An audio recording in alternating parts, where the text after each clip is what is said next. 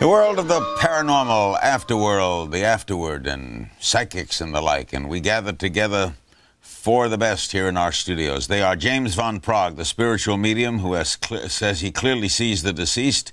He's co-executive producer and creator of The Ghost Whisperer. His website is vanpraagh.com. Lisa Williams, the medium who sees people who are earthbound and people who have crossed over. Her show Life Among the Dead is in its second season on Lifetime, now seen in the UK and all over Europe. And her new book coming in April is Life Among the Dead. Jason Hawes is a lead investigator for Ghost Hunters on the Sci-Fi Channel. He's also co-author of the book, Ghost Hunters. We'll be meeting in a little while Chris Fleming, and he'll be at the site of the filming of The Shining. And also here with us is Marianne Winkowski, author of When Ghosts Speak. Marianne works as a paranormal investigator, consultant on The Ghost Whisperer as well, which is loosely, by the way, based on her life. Marianne, what is a ghost? The ones I see are earthbound spirits that made the choice not to cross over when they died. But You mean they died and decided not to die? They decided not to go into the bright white light when they died. And where did they go? They hang out with us. Yeah, and do you see them? I do. Why don't I see them? I don't know, but I don't play the piano either, and some people do. So, Jason, you believe in ghosts? I do. I just believe over 80% of all claims can be disproved. So you think 20% are? 20% I'm not going to say are ghosts, but 20% do fall under a paranormal. Paranormal just meaning above the normal of what we're used to. Do you accept Marianne's description?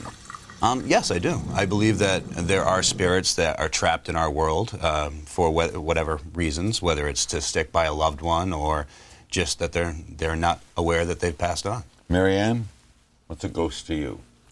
Lisa. Oh, I'm sorry. Thanks, James. Lisa. I'm focused on Marianne. That's okay. I always call them spirits, and to me, they're energy that come and talk to me and communicate with me and be around their loved ones. And they're ghosts. Well, some would call them ghosts. I call them spirits. And they come around and talk to you? Yeah, absolutely. Are they talking to you now? No. You're talking to me. So, Why aren't they talking to you now? Because, I'm concentrating here. I've blocked them out. I'm concentrating on what you're saying, so... And James, I know that you've been on this show many times, that you talk to the dead. You believe in ghosts? No, I just come on the show and just talk to them. Yes, no, of course when you I talk do. to dead people, are you calling them ghosts? Ghosts or spirits, whatever you want to use. People that have spirits, we're all spirit. We are spirit first and foremost. Spirits having physical experience. I like to look at it that way. And the puzzling fact of all of this is, how do you know?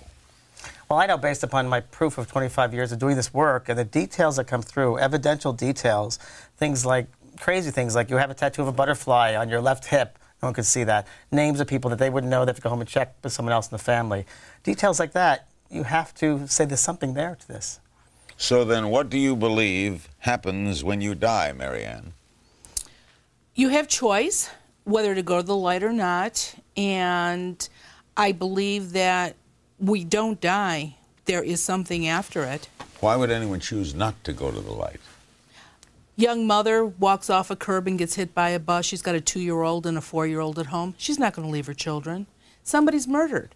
They're not going to go till they tell somebody who killed them. So Suicides. when they come back in what form? Well, they are exactly as they were when they died. If I run across a spirit that died in 1925 and he was 40 years old, he's still 40 years old. Why don't we see them, Jason? I mean, you may see them. Why don't I see them? I don't see them. I don't see them like the sensitives up here. I go in, when I'm doing an investigation, I'm going in with the top-of-the-line equipment, everything from thermal imaging cameras to Zero-Lux cameras. You're a Ghostbuster. I'm a ghost hunter. I'm a paranormal investigator, so I just investigate claims of the paranormal. So you don't have the sensitivity these people have? No, I do not. But you respect it? I do.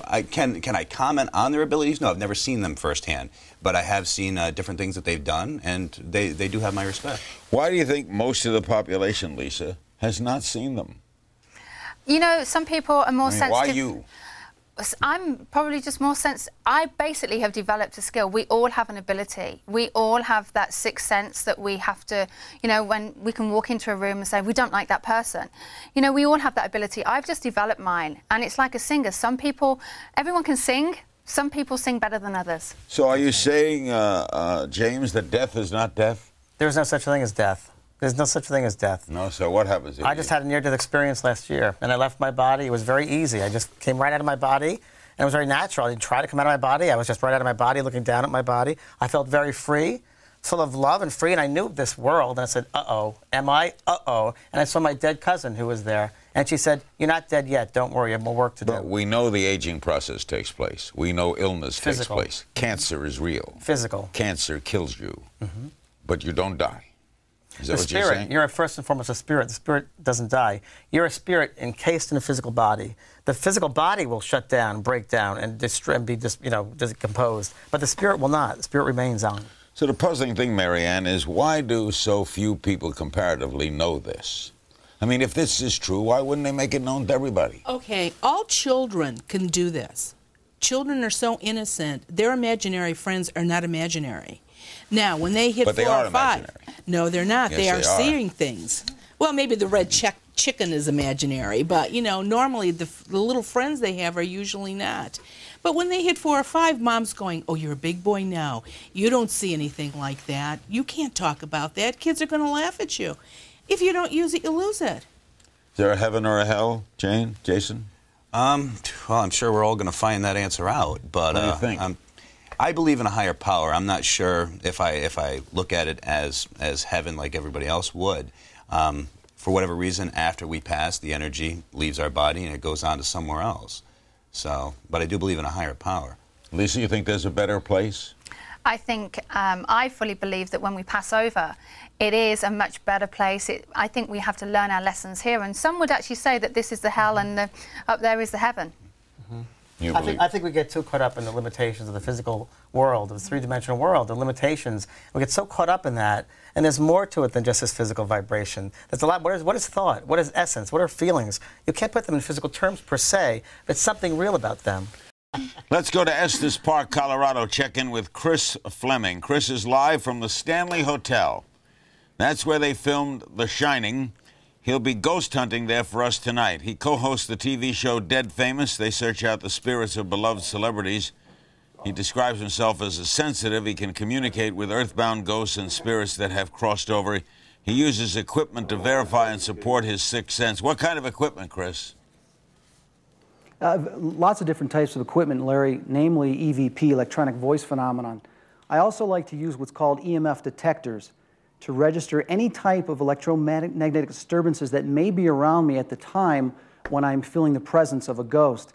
The other thing that's always nice to use is to use an infrared camera that can pick up any type of anomalies that may also be in the room. Why the Stanley Hotel? I'll tell you, Larry, I've been to a lot of haunted places, probably over 200, and this is definitely in the top 5 of the most active. I mean, there's stories that come out of here all the time. This is my 3rd time to the Stanley Hotel, and the last time I was here, Grant from Sci-Fi's Ghost Hunters and myself did an investigation at the concert hall. We had a table that went flying across the room. So I can say for sure that this place is very active. Is that all since Kubrick did the movie, or did Kubrick do the movie there because of that? You know, it's really hard to tell. You know, this place has been here for a while, so I'm sure there's probably been activity that's going on for a long time. You know, maybe that movie may have brought it to people's consciousness, that it may have kind of amped things up, so to speak. But as long as I know, there's been activity going on here for a very long time. Jason Hawes, you studied this place, right? Yes, I've been there numerous times. By activity, he means what? There's all different sorts of activity. People hear children running up and down the hallway, playing with the door handles. Doors have been kicked open. So imagine children that are not real children that are not there. Yeah, they say they're there? actually children that aren't really there. They might be there in spirit form. They say that a lot of the children, the sounds were from ex-employees who used to bring their children up and let their children play while they were working. There's a lot of different claims of activity up there. This feeling presence is crazy. While our crew, by the way, was out with Lisa, I understand that we felt a tremendous thing. Tell us about it. Well, it was amazing because, you know, basically we all went out and we went to a part where there was a lot of energy. And basically, they all started to feel something, and it was incredible. They were, oh my God, there's someone behind us, and we're feeling things. So yeah, it was interesting. You think you have a gift, Marianne? Most of the days I consider it a gift, Jess. A gift you have, I don't. Right? Yes. Someone gave you this gift. Yes. I believe you're right. You think you have one, James? Obviously, Yes, obviously I do. You ever think about why you have it? Yeah, I know why I have it. I have it to help people to serve humanity and help people to raise the consciousness to love. And also, I'm going to just comment later on something you said before that not many people can see these things or it's not very popular. 10 years ago when I was on the show, no one would talk about this stuff. But now, everybody's talking about it. It's in mainstream right now. Now we have shows and books and so forth. So obviously, it's getting a chord. You don't think it's kooky anymore? No, I don't think most people do because even on your site, they have people that were voting if they believe in ghosts. 10 years ago, it was like 50%, 50% not. Now it's like 60%, 70% yes. Chris, do you have a theory about what makes the Stanley Hotel different? I think it'd be a lot of things. I mean, in the time that I have spent here, I have come in contact with a couple of different ghosts. One of them was a child. There was a male and a female. Some of them, I don't believe they're really attached to this place at all. Like they didn't die here. They just ventured out here and felt that this was a nice place to stay. Now, as we know from ghosts, sometimes they can die at a location, they will haunt that location, and sometimes they will venture on to different places, and they might rest there for a while if they feel comfortable. And it's quite possible, this place is gigantic if you've ever seen it, that could be why there is a lot of activity here. There may be numerous ghosts that decided to take residence here. Marianne, aren't you amazed at the mystery of all of this? I mean, I am. If I had what you had, I'd wake up in the morning and kill myself. I'm not kidding. I don't mean that literally. I'd go nuts. But you know what? I don't know how it is not to see them. I've always seen them. Well, maybe Jefferson I want to talk. You know, this is a studio. This is a public place. You've got ghosts walking around in the studio. This is what happens. They need human energy to keep going, so you're going to have spirits wherever there's live people. Shirley MacLaine's newest hit book is Saging While Aging. There you see its cover. What's your read on all of this? What we've been talking about. Yeah, no, I've been listening. I really admire these people. They have great gifts. They're very sensitive. Sometimes when talking to someone like you, they get localized with anecdotal stories.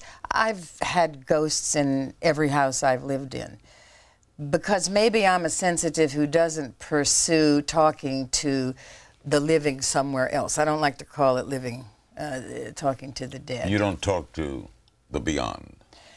No, let me start the conversation there. The whole question is the question of consciousness to me. That's why science exists. That's why people like Stephen Hawking and the Dalai Lama agree with each other.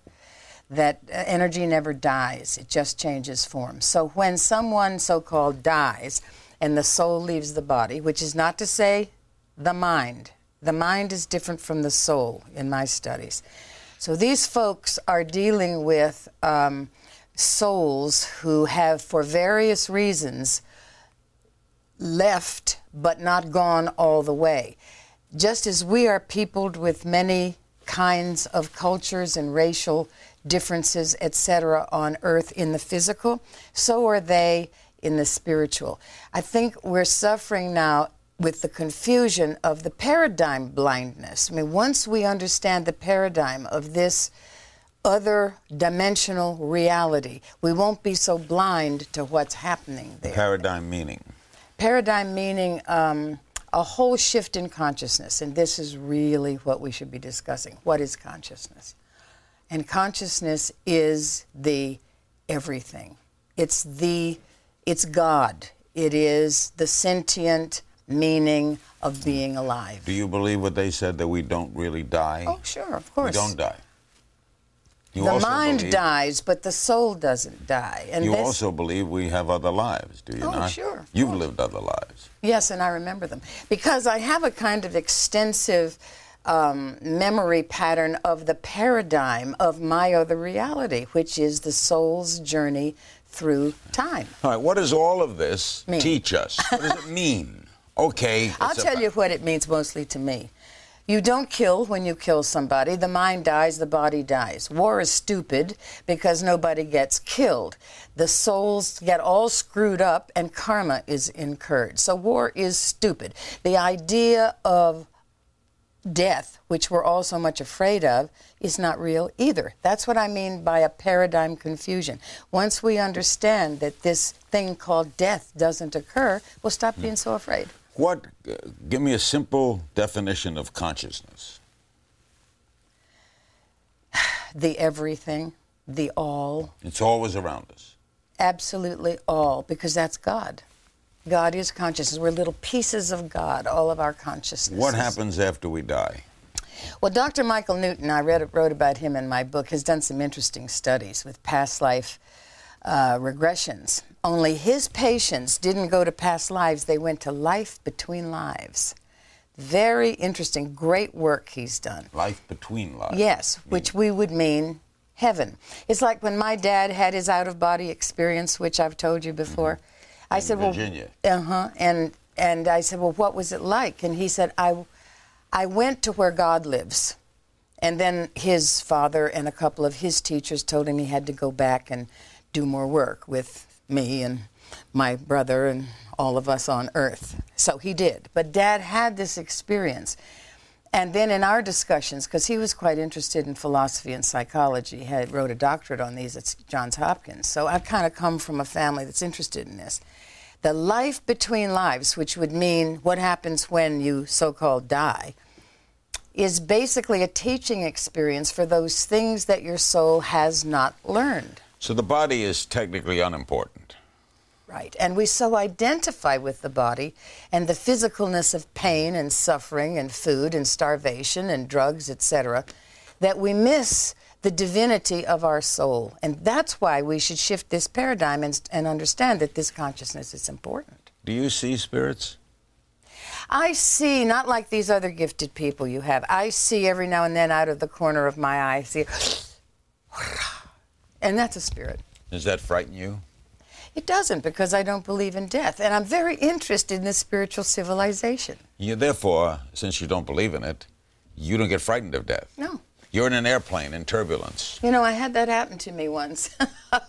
And I decided to effect an out-of-body experience because I was afraid. As soon as I did that, I stopped being afraid. You stepped out of your body. Yeah,